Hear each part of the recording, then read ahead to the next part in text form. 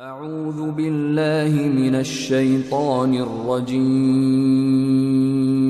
بسم الله الرحمن الرحيم. Betul apa yang katakan Nabi dalam hadis At-Tirmidzi bahwa kelak umatku akan terbagi ke dalam 73 golongan. 72 golongan masuk ke neraka, yang satu masuk ke dalam surga. Siapa yang masuk ini? Siapa yang berpegang teguh kepada Al-Quran, kepada sunnahku, dan kemudian berpegang teguh dengan jamaah. Maksud jamaah Quran dengan sunnah ini ada penafsiran ditakrifkan dengan hadis-hadis yang lainnya. Ada banyak hadis yang menafsirkan itu, jangan ditarik kepada kesimpulan sendiri karena kepentingan-kepentingan tertentu. Misal, antara memastikan Al-Quran dengan sunnah. Bagaimana memastikan Al-Quran dengan sunnah? Apa Anda akan langsung merujuk kepada Quran? Dari mana tahunya?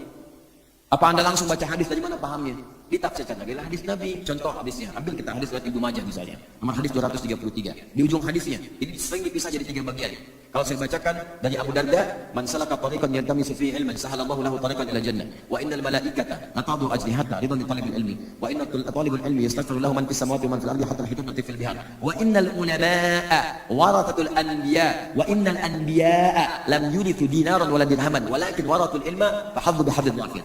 Kata Nabi, sungguh pewaris Nabi itu para ulama. Awas, para ulama. Nabinya sudah nggak ada sekarang. Anda mau kembali ke sunnah, bagaimana caranya? Kembali ke hadis, bagaimana caranya? Apa mau langsung ke Nabi, talakinya? Di mana? Di mimpi. Belum tentu ketemu juga. Maka jalurnya lewat ulama. Mesti ada belajar. Ulama mewariskan kitab-kitab. Yang kita pelajari sekarang nyambung tuh. Ulama nyambung. Sampai nyambung ke 4 ulama yang paling populer. Bintangnya itu. Ya Imam Abu Hanifah, Imam Malik, Imam Syafi'i, Imam Ahmad bin Hanbal. Semua punya karya. Jadi karya-karya sekarang itu hampir semuanya merujuk kepada 4 imam tadi. Ada yang lain, cuma 4 ini istimewa. Karena selain hafal, rajin menulis. Itu mengumpulkan semua referensi dari ulama sebelumnya. Mereka salaf semua tuh. Karena lahirnya di awal abad kedua semua. Abad kedua, tahun 200 Hijrah. Ya, Imam Abu Hanifah 150 Hijrah wafatnya. Imam Malik tahun 93 Hijrah. Imam Syafi'i 150 Hijrah. Imam Ahmad bin Hanbal 164 Hijrah. Itu ukuran mereka menghimpun ulama-ulama sebelumnya. Dari Nabi ke sahabat ke tabi'in dihimpun oleh mereka sampai ke kita. Di jalur belajar kita itu pasti akan lewat mereka. Ini mesti paham kalimat ini. Jadi kalau ada pendapat mazhab Asy-Syafi'i, bukan kelompok Imam Syafi'i, maksudnya belajar dari Nabi melalui jalur Imam Asy-Syafi'i, melalui jalur Imam Ahmad, melalui jalur Imam Abu Hanifah, melalui jalur Imam Malik, dan seterusnya sampai ke kita. Jadi kalimat-kalimat itu ketika masuk kepada kita, belajar Al-Quran, belajar hadis menurut pemahaman ulama-ulama. Nah, bagaimana menetapkan ulama yang benar dengan ulama yang tidak benar? Ada lagi gambaran. Buka hadis Muslim, jilid yang pertama, halaman 119, paling kiri sebelah atas. Ya, kita lihat terbitkan dalam hadis, warnanya biru dongker. Ya, lihat kalimatnya. Disebutkan oleh Imam Malik langsung. Babul isnad minad-din. Bab belajar ilmu dengan sanad yang tersambung. Sampai dengan ke Nabi SAW, itu bagian penting dalam agama. Artinya kalau belajar ilmunya salah, maka besar kemungkinan mengamalkannya pun akan keliru. Jelas ya? Maka cari rujukan ilmu ini yang benar. Cari. Makanya semua ulama-ulama kita, kalau Anda buka kitab-kitab mereka, itu begitu mereka akan mulai menampilkan ilmunya, itu akan disebutkan sanadnya. Ya, saya belajar dari si fulan, ada sanadnya, ada ijazahnya, ada macam-macam, ada sebelumnya, dan seterusnya. Sampai kita ketahui bahwa ilmu dia benar, bersumber langsung pada jalur-jalur yang benar. Nah, kalau sudah dipahami seperti ini, maka lihat penafsiran mereka. Bagaimana menafsirkan Al-Quran?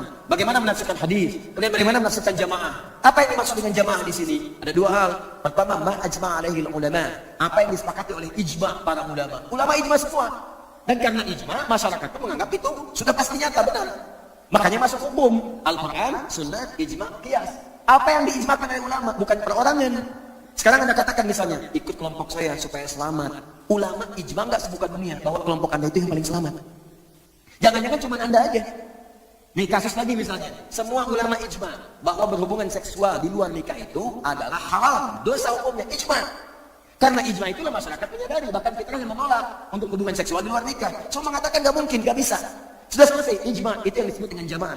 Ulamanya ijma', masyarakat memahami, dan semua aktivitas masyarakat sepakat dengan itu semua. Makanya ketika ada seorang bikin pemikiran misalnya, boleh hubungan seks di luar nikah, maka itu tidak akan selamat. Itu yang kita tenangkan. Yang dimaksud ikut jamaah, ikut kepada pemahaman para ulama ijma'nya, ikut pada pengamalan umumnya masyarakat. Jelas di sini? Nah, ada lagi ukuran yang kedua. Kalau masyarakat umumnya mengerjakan dan itu benar, itu yang diikuti. Tapi kalau banyak orang mengerjakan salah pun tidak harus kita ikuti. Karena boleh jadi di tempat itu belum ada bimbingan yang benar untuk kemudian mengikuti ajarannya dengan baik. Di ukurannya juga bukan banyak kerumunan orang. Kalau kerumunan orang belum mendapatkan pemahaman yang benar, tidak harus diikuti. Jelas di sini? Ya, bisa. Ada satu kegiatan-kegiatan dianggap sebagai ibadah misalnya. Tradisi dianggap sebagai ibadah. Ya, ini beberapa di tempat-tempat tertentu banyak di masyarakat. Bahkan ada satu tempat tertentu yang mengelilingi tempat di Indonesia, salah satunya Berputar-putar 7 kali di situ dianggap sebagai tawaf. Sama dengan hukumnya tawaf di Ka'bah, sama dengan hukumnya seperti haji. Nah ini kan menyimpang, keliru. Ketika menyimpang, tinggalkan. Ya, Syekh Hashim bin Asy'ari yang mendirikan Nahdlatul Ulama itu merinci. Ada di buku beliau yang kedua, Risalah Ahlussunnah wal Jamaah. Zikir itu benar. Tapi ada ulama yang nggak benar kata beliau, dan bukan ulama sebetulnya. Orang yang ngajarin zikir tapi kesimpulannya keliru. Disebut oleh beliau abahyun. Ya, orang-orang ini ngajarin zikir mendekat kepada Allah, tapi kesimpulannya salah. Kalau kita merasa sudah dekat, artinya sudah bebas kita. Bebas, saking dekatnya kita dengan Allah, la yantabiqu alaihi al-amru wal nahyu. Sudah nggak berlaku lagi perintah dan larangan. Jadi nggak usah sholat lagi. Karena sholat itu masih latihan bagi yang belum dekat dengan Allah. Ini kayak saya ini masih latihan. Antum masih latihan.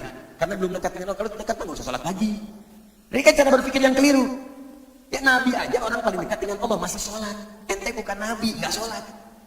Makanya kalau ada menemukan yang seperti itu, kata Syekh Hashim, misal anda datang gitu kan, tiba-tiba ketemu dengan Syekh, kelihatannya ahli zikir, Masya Allah, pakai jubah, selimat Batman, terus pakai apa, coba pokoknya. Ya datang, tiba-tiba muncul waktu sholat, Allahu Akbar, sholat duhur. Dia masih sibuk aja, anda tanya, Pak Kiai, Bapak nggak sholat? Ya adek, Abah ya. Abah mah nih jasadnya di sini, rohnya sedang sholat menuju Allah. Ada. Akhirnya yang begitu tinggalkan dan selesai. Bahkan puncak di jalan sufa kata beliau, orang sufi yang paling bodoh ya ketika mengatakan Tuhan bersemayam dalam dirinya. Ya, karena seluruh arwah berpindah-pindah roh sampai mengatakan saya Tuhan, itu yang paling bodoh kata Syekh. Kalau ada ajaran yang demikian tinggalkan. Karena kita pun belum sampai ke makam dia dan dia pun belum tentu benar dalam mengajarkannya. Tinggalkan. Sudah jauhi. Kamu siapa? Saya Tuhan. Tuhan sedang apa? Tuhan sedang makan. Nah, itu. Tinggalkan yang seperti itu. Jauhi. Karena itu mesti hati-hati, belajar yang benar, termasuk pemahaman-pemahaman seperti ini. Saya kira perlu dibenarkan lagi. Ya. Nah, nanti penting konsultasi, datangkan ustaz yang lain, komunikasi dengan ustaz-ustaz yang itu, dan kita doakan, ajarkan juga dengan ajaran-ajaran yang benar. Gampang kok, sederhana. Kalau ukurannya begini. Kalau ukurannya membenarkan diri sendiri dan orang lain semua salah, itu pasti ada yang keliru. Karena melanggar prinsip dalam agama ini. Dan melanggar kaidah-kaidah dalam fikih. Saya lihat tuh banyak sekarang kaidah fikih yang muncul baru-baru. Muncul kaidah fikih baru yang ulama pun nggak kenal dengan itu. Ya, saya belajar seperti itu nggak menemukan kaidah-kaidah sekarang. Ya, contoh misalnya, ada kaidah-kaidah sekarang itu, kalau nggak ada contoh dari Nabi, berarti bid'ah. Yang nggak ada contohnya bid'ah, dari mana Anda belajar kaidah itu? Apa semua yang nggak ada contoh itu bid'ah? Tidak. Nanti ada ukuran dalil. Ada dalil, ada contoh sempurna. Ada dalil, contoh sementara. Ada dalil, contohnya nggak ada. Ada dalil samar, jangankan contoh, dalilnya pun samar. Ada 4 kategori. Ya, sepanjang dalilnya ada, contoh nggak ada, nggak harus diponis bid'ah dulu. Sepanjang tidak dicontohkan, digali. Kenapa nggak ada contohnya? Tapi dalilnya ada. Kan sering saya contohkan. Makan daging bot nggak ada contohnya. Zakat pakai beras nggak ada contohnya. Contoh dari Nabi, zakatnya pakai kurma. Zakatnya pakai gandum. Berarti antum yang zakat pakai beras itu bid'ah semua. Nah, tidak. Merumuskan ilmu itu nggak begitu. Ada kaidah-kaidahnya, ada dasarnya. Kalau belum dasar ini belum paham, jangan bicara. Itu yang berbahaya nantinya. Ya, jelas ya? Apalagi menafsir ilmu yang satu dengan ilmu yang lain. Itu yang fatal. Ada tauhid, ada akhlak, ada fikih, ada tasawuf. Anda memandang fikih pakai tauhid yang nggak nyambung. Nggak akan nyambung. Ya, apa hukumnya kemudian misal? Apa hukumnya saya pengajian di Monas misalnya? Ya, mau pengajian di Monas tapi dinilai dengan hukum tauhid yang nggak nyambung. Tauhid itu hukumnya hukum akidah. Hukum akidah nggak bisa dipakai menafsirkan fikih. Akidah itu hitam putih. Hitam putih, nggak ada abu-abunya. Kalau fikih itu pilihan. Dan tadi al-ahkamul khamsah, pilihannya pasti satu di antara 5. Bisa halal mubah, bisa ke kiri makruh, tidak lagi kemudian haram, ke kanan sunnah, kemudian langsung menjadi wajib. Ya, bisa sunnah, bisa wajib, tengah-tengahnya mubah. Ke kirinya bisa makruh, bisa haram. Kapan itu menjadi mubah, makruh atau haram? Kapan kemudian naik jadi sunnah? Kapan naik jadi wajib? Tergantung pada kondisi hukum yang menyebabkan itu dihukumi demikian. Disebut dengan ilat namanya. Jadi kalau belum paham ilatnya nggak bisa. Makanya tauhid diajarkan sebelum hijrah. Ya, fikih diajarkan setelah hijrah. Karena ketika hijrah sudah dekat dengan Allah, diajarkan fikih. Makanya kalau ada orang yang menghukumi dengan tauhid, belajarnya tauhid, menghukumi masalah fikih, pasti orang itu belum hijrah. Belum hijrah karena masih belajar di tahap awal, belum mengerti tentang hukum-hukum fikih.